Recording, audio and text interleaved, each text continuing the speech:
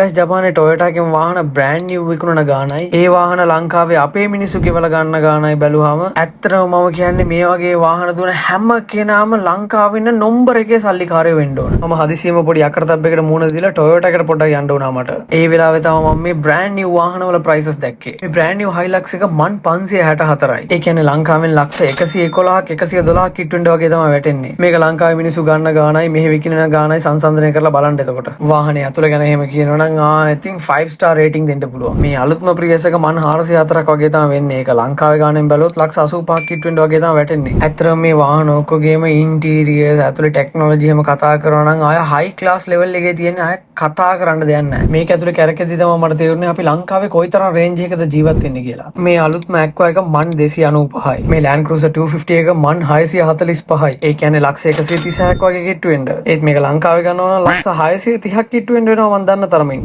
මෙතන තිබ්බේ වගේ මං කැමතිම වාහනේ මෙන්න මේක තමයි guys Crown එකක්. මේක මන් 889ක් කිට්ටුවෙන්ඩ වෙනවා. මේක ඇත්තටම රජෙක්ටම එලවන්න තමයි හදලා තියෙන්නේ. ඒ තරම් දේවල් තියෙනවා මේකේ. මේ වගේ වාහන වලට කැමති ඕගොල්ලන්ගේ යාළුවන්ට ෂෙයා කරලා කියන්න මෙන්න බලපන් ඇත්ත ගණන් කියලා.